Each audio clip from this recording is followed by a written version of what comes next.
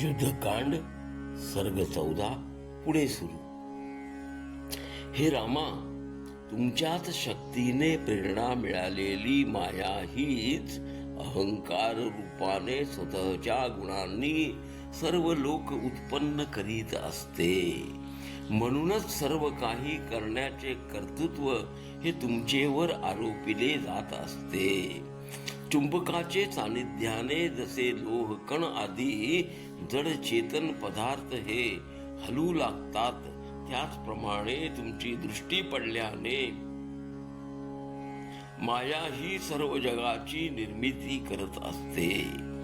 तुम्ही स्वतः देहरहित असून विश्वाचे कल्याणास्तव रक्षणास्तव 2 देह धारण करता.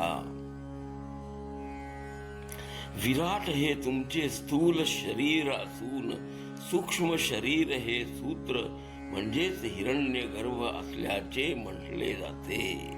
हे रघुनंदना, तुमच्या विराट शरीरापासून तर तुमचे हजारो अवतार उत्पन्न होऊन कार्यसमाप्तीनंतर पुन्हा तुमच्या विराट स्वरूपातच प्रवेशून एक रूपच की होऊन जातात. हे रघुत्तमा, या जगी जे लोक अनन्य चित्ताने तुमच्या अवतार कथांचे गायन वर्णन करतात, त्यांनाच मुक्तीची प्राप्ती होत असते.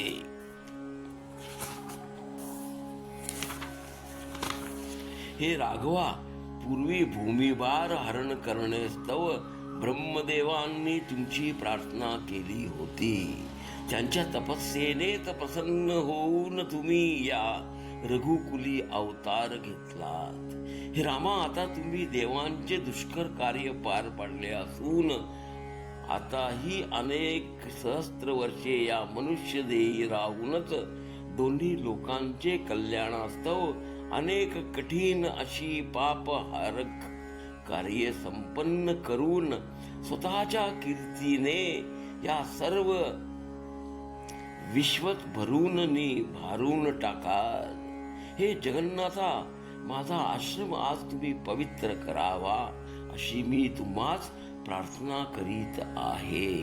आज येथे आपल्या सैन्यासह राहून भोजन करूनच मग उद्या स्वतःचे नगरी आपण प्रयाण करावे. ठीक आहे, असे म्हणून राघवानी त्या उत्तम आश्रमी निवास केला. त्यावेळी सीता, लक्ष्मण आणि सर्व सैन्यासह भरद्वाजांनी त्यांचा सत्कार संपन्न केला. नंतर क्षणभर विचार करून श्रीराम हनुमंतास सत्वर अयोध्येस गमन करण्यास सांगू लागले. तेथे राजमंदिरे सर्व लोक कुशल असल्याचे जाणून तसेच शृंगवेरपुरी जाऊन गुह या मित्राशी बोलण्याविषयी त्यास सूचित केले. श्रीरामांनी जानकी आणि लक्ष्मण यांचे सह मी परत आल्याचे त्यास निवेदन कर. नंतर तू नंदीग्रामी जाऊन माझ्या भरतास भेटून पत्नी व भाऊ यांच्यासह माझे कुशल त्यास सांग. त्यानंतर सीता हरणापासून क्रमाने माझी सर्व हकीकत रावण वधापर्यंतची तुझ्या समक्षच सर्व घडले असल्याने त्यास योग्य प्रकारे कथन करावे. सर्व शत्रू समूहाचा नाश करून कृतकृत्य होऊन राम पत्नी व लक्ष्मण यांचे सह तसेच श्रेष्ठ अस्वले आणि वानर यांना सोबत घेऊन येत असल्याचे वृत्तांत तू त्यास कथन करून पुन्हा सत्वर माझेकडे तू यावेस. यावर जशी आज्ञा म्हणून हनुमंताने तेथेच मानवी शरीर धारण करून गरुड जसा सर्पास पकडण्यास्तव वेगाने जातो, तसेच तो वायुपुत्र वायू वेगाने नंदीग्रामीच्या दिशेने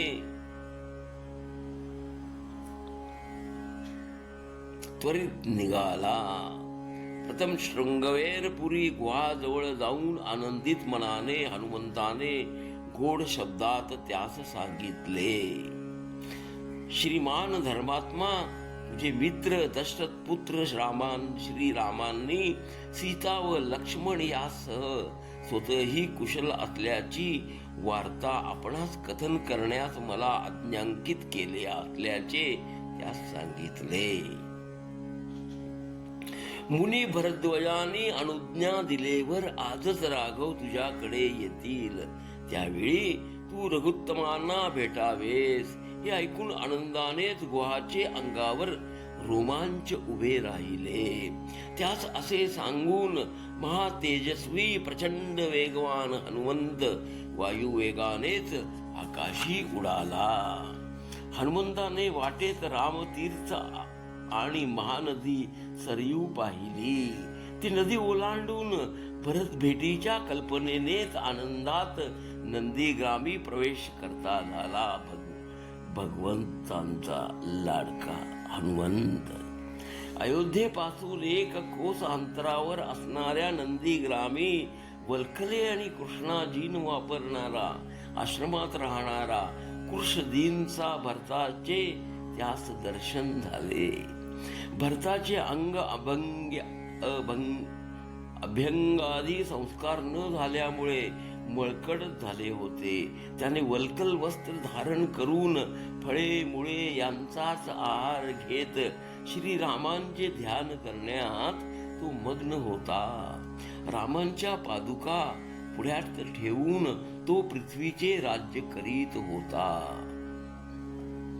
काशाय वस्त्रे परिधान करणारे मंत्री आणि मुख्य नागरिक यांच्या समवेत तो साक्षात मूर्तिमंत धर्माप्रमाणेच दिसत होता.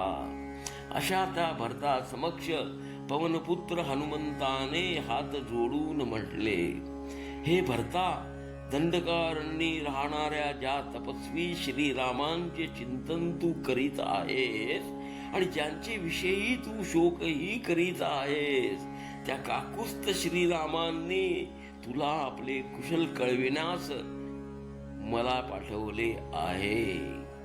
श्रीरामांनी तुला आपले कुशल कळविण्यास्तव मला पाठवले आहे. हे देवा, आता मी तुम्हा प्रिय वार्ता सांगतो. आता तुम्ही आपला हा दारुण अशा शोकाचा त्याग करावा. याच मुहूर्तावर तुम्ही तुमच्या प्राणसखा बंधू श्रीराम यांना भेटाल. युद्धी रावणाचा वध करून आणि सीतेस प्राप्त करून घेऊन आपले मनोरथ सफल झालेले श्रीराम हे सीता व लक्ष्मणासह जवळच येत आहेत. सर्ग 14 पुढे सुरू. घ्या श्रवणानंद. हरि ओम तत्सत.